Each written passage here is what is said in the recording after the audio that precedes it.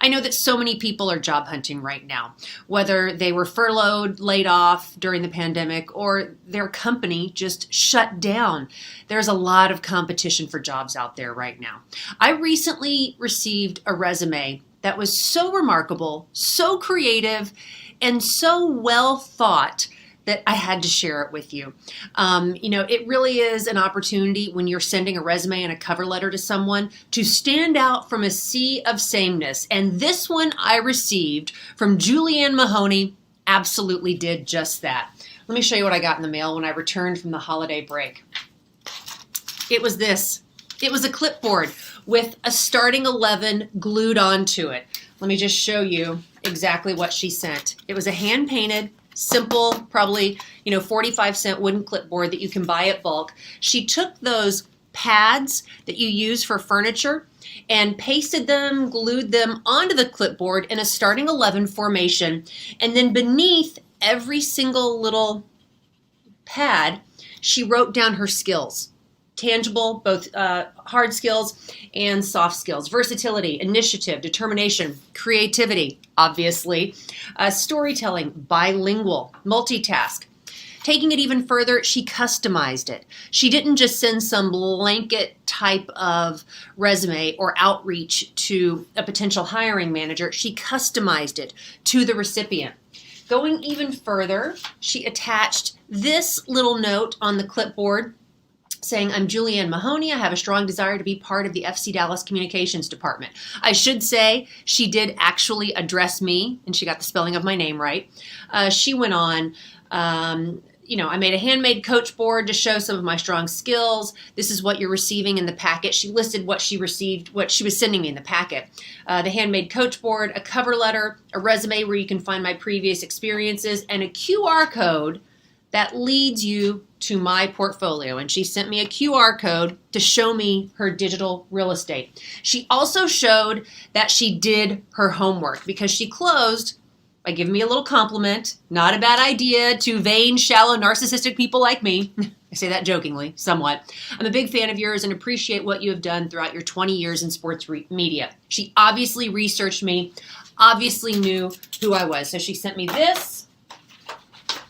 Then she sent me, I'm going to cover this up. She sent me a cover letter,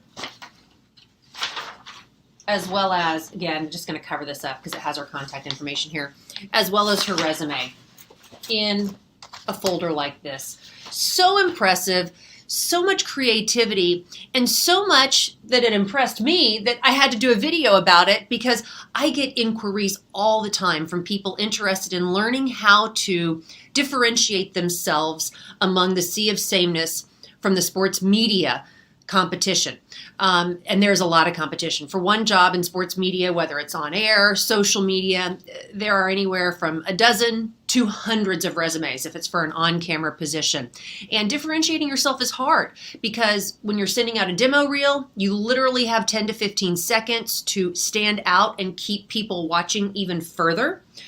When I receive a resume, you've got, about 8 seconds, 5 to 8 seconds to keep me reading your cover letter and your resume. If there's a misspelling or you don't get my name right, I'm probably going to just hit the delete button.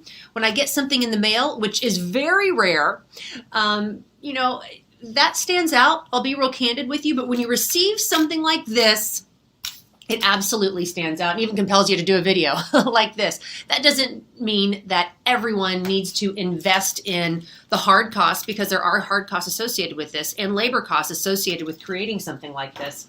That doesn't mean everyone needs to invest like this. What it does mean is to look for your unique differentiator. Julianne is obviously creative. She's obviously crafty. So she decided to create something for me that would certainly stand out and get my attention.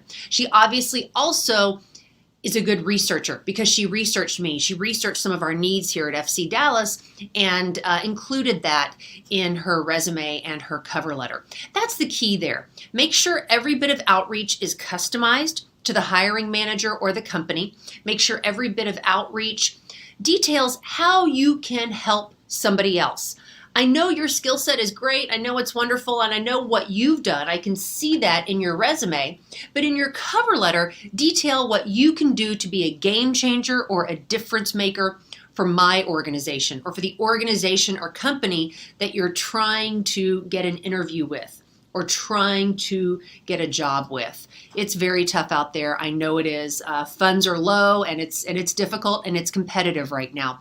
But doing what you can to be unique, to stand out from that sea of sameness might not land you the job, but it certainly will land you some attention, which can be good in the sports media industry, and it can land you some respect, and it can get you on the radar of a hiring manager. Because while I might not have a position now, I may have one 6 months, a year, 2 years, 3 years from now.